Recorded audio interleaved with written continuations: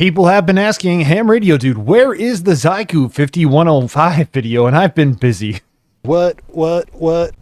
Camera one, camera two, camera one, camera two. Anyway, let me get a selfie in here.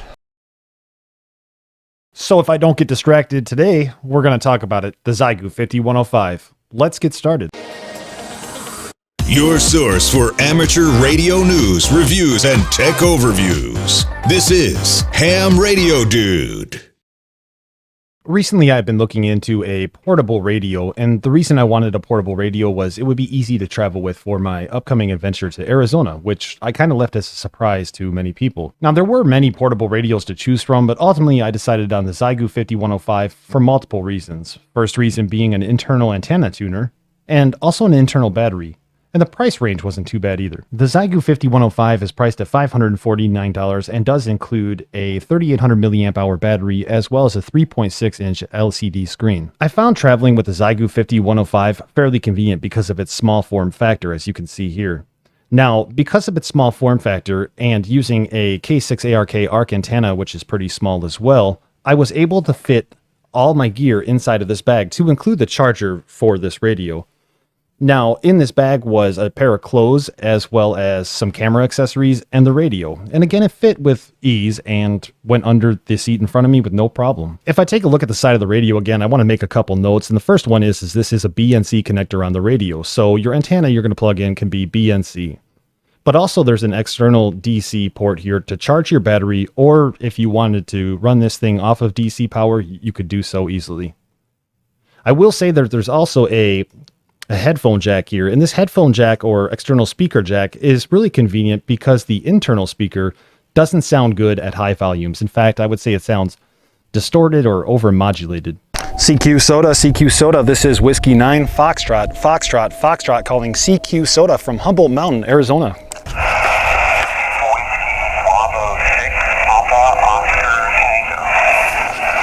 Whiskey Bravo 6 Papa Oscar Tango. I'll give you a 5-4 here into Humboldt Mountain, Arizona. Thank you very much for the information. You are 5555 in Northern California. I would say it was kind of difficult for me to showcase that distorted sound I'm talking about, but I assure you in person it was there. I'm assuming that the smaller speaker was put into place in order to prevent the battery from being drained as quickly, and I can definitely understand that. The speaker being overmodulated, it wasn't really a deal breaker for me. And I did want to mention that the version of the 5105 that I purchased was the outdoor version. And from what I could tell, of course, the difference is going to be a normal version doesn't have this screen protector, if you will. And the outdoor version has a screen protector, which is nice in case anything is knocked or hit or tapped. There's a little protection there on the screen. In fact, if I angle this correctly, you might be able to see in the top middle of the screen that there is a little scratch there. And that was just all from traveling. So I would probably in the future put some kind of sock or some kind of soft cover over this radio if I was traveling with it. But I am glad to know that it was just a piece of plexiglass that was destroyed or scratched at least, and not the LCD itself. So in that sense, the outdoor version did its job. Continuing on talking about the external portion of this radio, I do want to mention that there's these little stands on the side of the radio right here and right here. And these stands are very convenient if you want to lean it against something and have an angle to be able to look at the screen. For example, if I put it on my desk, I could see it a lot better when it's at an angle than if it's just flat on the actual desk. And here you're going to see what I'm talking about. We have this ability to look at the radio as I have it on my backpack, and I had the stand at an angle so I could actually see what was going on the screen. I will also say that I didn't have a problem seeing the screen with the brightness settings, even in the Arizona sun. And on that screen, you could see my awesome choice of literature, but you could also see the microphone. And the microphone jack is an RJ45. It plugs into the opposite side of the BNC connector. So here we are, and this is where your microphone is going to clip into. It should be noted that you could also detach it from the microphone directly. So right here, there is a clip on the back, and you could plug or unplug it as needed. The microphone itself is the same as the Xiegu G90. If we take a look at the other side of this radio here, we're going to see that, yeah, there's the microphone port, but there's also quite a few other options here. The Xiegu 5105 comes with a CE19 device, and what this does is it basically allows you to use data modes like FT8, for example.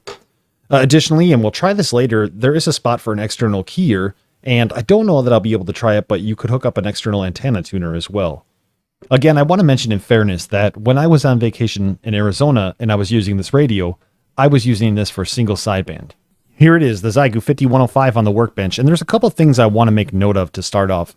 The casing is very durable. I would say it's some sort of aluminum, and research that I conducted online appears to support the fact that it probably is some sort of aluminum. Now, on the bottom here, I wasn't sure what these rails were, and I was thinking on a rifle you have rails to put accessories on, and I suppose you probably could, but realistically what this is a heat sink. I did want to make note of a couple other things too, and now that we have it on the bench, we have these little stands here. Now, these little stands make it so you could see me, hello, but also it makes it just a different angle or better to view at certain angles. I'm going to go ahead and put that back down here, and we're going to talk about the length. Now, this is about 2 inches, but the overall length of this device is no bigger than my cell phone, the OnePlus 9 Pro, and it looks like I have a message on Instagram. So that is kind of really convenient. In theory, this should be able to fit in your pocket if you needed it to, but it might be a little bit thick. I did want to make note of a couple of things here. If we flip this radio over to this side, you're going to see a push-to-talk button. Now, if you have an external microphone, you're not going to need to hit this push-to-talk button, but let's say you left your external microphone at home. Well, that's a problem because you can't just go out to ham radio outlet in the middle of the desert and expect to find a Xiegu microphone. It just doesn't happen. Here is the push to talk button, and here where my thumb is an internal microphone. So in theory, you don't even need a microphone externally. You could use this radio by holding the push to talk button and calling CQ. Kind of cool. But what seems a little confusing to me are the next two buttons. You'll see here that the increase volume button is on the left and the decrease volume button is on the right. So when you want to go up, you have to hit the left button, and when you want to go down, you have to hit the right button. But if you want to change frequencies, it's opposite. And I feel like it should be this way. So if you want to go down in frequencies, you hit the left button. If you want to go up in frequencies, you hit the right button. I don't know why this was done, but it's kind of confusing, and there might be an actual reason for it that I just don't know. I have put this back at an angle because when recording this, you're not going to be able to see the screen very well as a limitation of this really horrible camera. But if you tap the power button just once real quick, or maybe just like that, it's going to go through a sequence here that says VTEX, and it's going to show you your battery information, and then it's going to shut off. So you might think, oh, my battery is dead. In fact, I thought that when I first got this. The truth is you have to hold the power button down for a second. You'll see the Xiegu logo, and then it'll go into your main screen here. And the main screen looks pretty decent for what it is. You have your battery indicator here. It says that I'm at 92% charged. And it'll show you your mode. I'm in upper sideband mode. I have digital signal processing enabled. And this little button right here is a little signal for your automatic antenna tuner. If your automatic antenna tuner is enabled, that'll be on. And you could turn your antenna tuner on or off by tapping this button. If you had an antenna plugged in that wasn't resonant, you could actually hold down the ATU button and it will tune the antenna for the frequency you're on.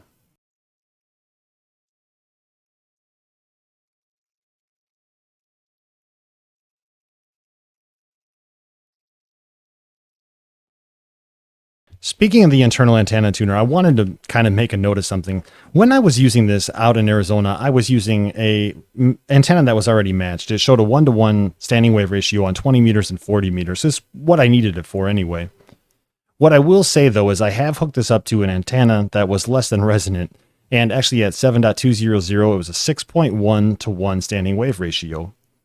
There are many radios out there that will only match up to say a 3-to-1, or in an emergency mode, maybe a 10-to-1. This radio tends to do a really good job matching antennas. Now, that's not to say, especially with QRP, you probably want a resonant antenna, but if you're in a situation where you don't have one and you need to get on that band, it's nice to have an internal tuner that will match a higher antenna difference, if you will, or standing wave ratio. Again, here we are, and we have that we're on 20 meters at the moment, upper sideband. If you wanted to change the mode, all you'd have to do is hit the mode button. You can go into CW and so forth. Narrow FM, AM, you get the point. So here we are back in upper sideband mode, and there's a knob right here. Now this knob allows you to change the frequencies, as you can see where I'm changing the frequencies now. But what if you needed to do a fine tune? You could hit these arrows here to change where the frequency is adjusted, for example. Or, and that's all great and well, so that makes it pretty convenient to be able to change the frequencies. Now you have this lock button here, so you can lock it, and if you hit the lock button, in theory you shouldn't be able to, you have to hold it down. You shouldn't be able to roll it, or you should be able to change anything, as you could see. So that makes things pretty nice. Now hold it down to unlock it, and the unlock button goes away. So let's continue on, and I zoomed in to maybe make it a little bit easier to see, but here you have your VFO-A and your VFO-B. You could change your modes like I mentioned. You have a noise blanker feature, and you can enable your noise blanker, or you could disable it. If you hold down your noise blanker, you're going to see that it shows how many volts your battery is currently at, or you can go back to your battery percentage symbol. There are a couple other things here, like you can go into memory mode or VFO mode, and it's not switching right here because simply I don't have anything programmed into the memory channels. You have your PO button, which now you're going to see my power, and after I hit the PO button, I can go down or I can go up. So I can go as little as 0.1 watt, and I can go up to, say, 5 watts, and then tap that again to get out of there. So that does become kind of nice and convenient. And you can switch your VFO-A and your VFO-B band just by hitting the A and the B button, as you could see there. Now, there's a menu option on the bottom here, and when you hit menu, you're going to see down here there's different menu items like 5, 6, and so forth. What I will say is there are some options in here I kept enabled on the trip. I had my automatic gain control set to auto, and then I had my RF gain all the way up. Some people in certain scenarios might want to turn this down, and all you'd have to do is just tap on the RF gain button and then use the slider to go down to where you want the RF gain to be. Of course, you also have your attenuator here. So if you hit this button twice, you're going to see here a P, or you're going to see an A for attenuation. And of course, the P being preamp. Now, I'm just going to go through here real quick, and in the menu, there's also additional options like your DSP filter on or off, and it's basically listed right above the DSP filter, whether it's going to be on or off. What I'm going to do is, oh, there we go. So that's on or off. Now you have your noise reduction, and you could turn your noise reduction on or off, and these are going to affect the overall sound of your received quality. It's something you're going to want to play with in order to kind of go through things. But I guess my whole point of this is the menu system's very easy to use by hitting menu and then hitting buttons here. Obviously, I show you how to change the mode and the noise blanker to be enabled, disabled. You know where to go for the attenuator. You know how to hit the power. Everything is just really nice and conveniently located on this thing, with the exception, again, of the volume button being backwards, and I just think that was an oversight. And another thing I wanted to note here, that menu system is more of a shortcut menu. Tap, tap, tap, and those are your most commonly used things for shortcuts, right? But if you were to hold down the menu button, you get into an advanced menu, if you will, where you could do things like change the backlight by using this little toggle or this little control knob here. You could turn the backlight off, and you'll see that the buttons turn off as well. I think right now I'm just going to leave it at level 5, actually 4, and obviously my camera is adjusting the brightness as well, so it's not really, you're not getting a true representation of that. But you could then go ahead and you could switch in between the menu items by using the left and right arrows, which are in the center here. You can quit out of here by going quit, and then after everything is said and done, you hit the save button. So for example, if I went over here to option, what is it? Here it is, 9, and I have it enabled as charger on. The instructions on this battery pack were a little confusing, and I thought that maybe I would provide clarification as I understand it. Now, I'm going to read this. It says the Xiegu 5105 has built-in 3800 milliamp hour polymer lithium battery pack. Tracking.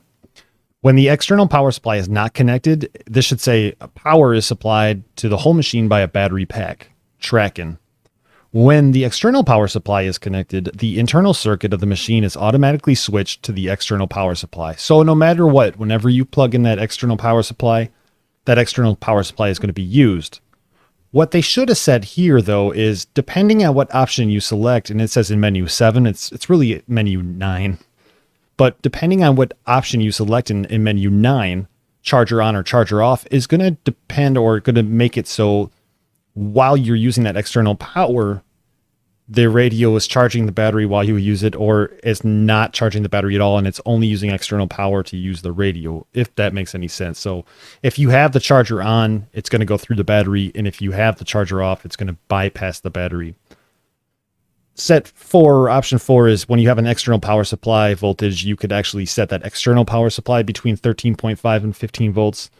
and then hook it up to the Xiegu. But I hope that charger information was a little clarification, because I was under the impression that every time I wanted to charge this, I'd have to go into menu option 9 and change charger on or off. And really, that's just to bypass the battery. I also wanted to mention here that it says the maximum charge time is about 10 to 12 hours. So if your battery is fully drained, it's going to take 10 to 12 hours. Now, I would go to sleep for maybe 6 hours and it would be charged, but that's because all the time I was using this, I don't think it ever fell below 85%. I'm going to go ahead again and re-enable that. Also, you'll see your firmware down here, and I know that this is probably an old firmware, which I'm not super concerned about myself right now, but this might be good to know in the future, especially if there's a firmware update that fixes something or adds features. You could go ahead and click next, and basically you can go through this whole menu system, and it's an easy menu system to go through. And when you're done and you like your settings changed, you just hit the save button. You hit the save and it brings you back out to the front here. So this isn't meant to be a complete overview of this radio by any means, but I do just kind of want to show you a couple of those cool little features. And this here, you're going to see your standing wave ratio, and this will show you what it is while you're transmitting as well, and how much power you're operating out, as well as your S level or your noise level when you're receiving a signal. So, I mean, look at guys, for $549, I got this radio that did a pretty decent job on the trip. Let's just kind of wrap it up here. I know I didn't go over this in extreme detail. That wasn't my intention. But let's wrap it up, and I want to talk about this just a little bit more. What I'm going to do in another episode is, I'm going to get FT8 configured, and we'll see how FT8 works on this with that external CE19. But additionally, I'm going to take the keyer, I'm going to plug the keyer in and see how this thing operates with CW, even though I'm still learning Morse code myself. And we're going to use that CW decode feature, which I've actually heard hit or miss things about. A lot of people say it just doesn't really work. But we'll take a look at that at a later date. I went into this knowing I was looking for a QRP radio with portable ops, because that was probably the only thing I was going to find, with my requirements being it needs to be easily transportable and is simplistic to set up as possible. And I would set this radio up with the K6ARK antenna in just a few moments. Traveling was super easy, so I was happy about that. I will say that if you're looking to get into amateur radio and you're looking for your first HF radio, this radio might not be for you. And why is that? Well, simply QRP, or low power, essentially 5-watt radio, is going to make it a little bit difficult to make contact sometimes. Some people like that challenge, and I understand that as well. I didn't have much of a problem on mountaintops making contacts on my first couple of days in Arizona, but then a geomagnetic storm came, and I made no contacts for a couple of days. Whereas if I would have had a higher power radio, I might have made some contacts.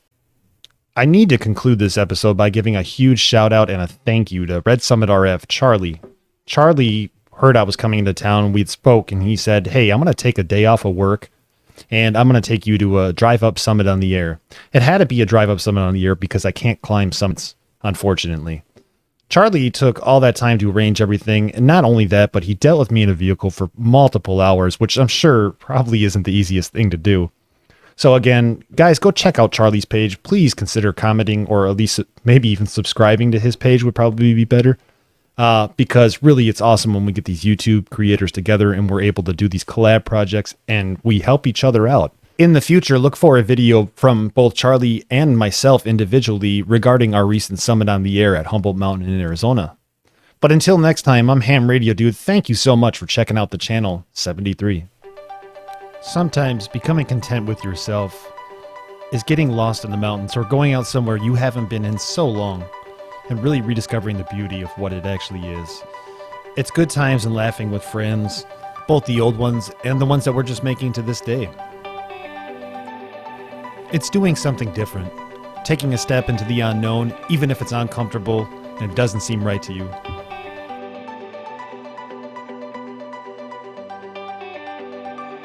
It's waking up to see this beauty and realizing that you're such a small person in the world. The things that you do don't really matter in the overall effect. It's about you.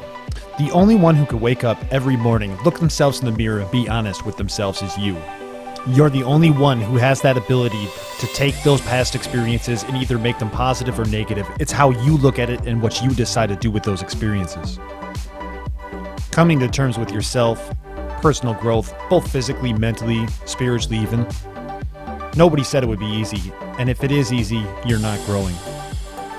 Whether you'd like to admit it or not, our brains are programmed to quit. Our brains want us to quit. Every day, our brains say, you can't do this. You're a victim. Give up. Tell your brain to f*** off.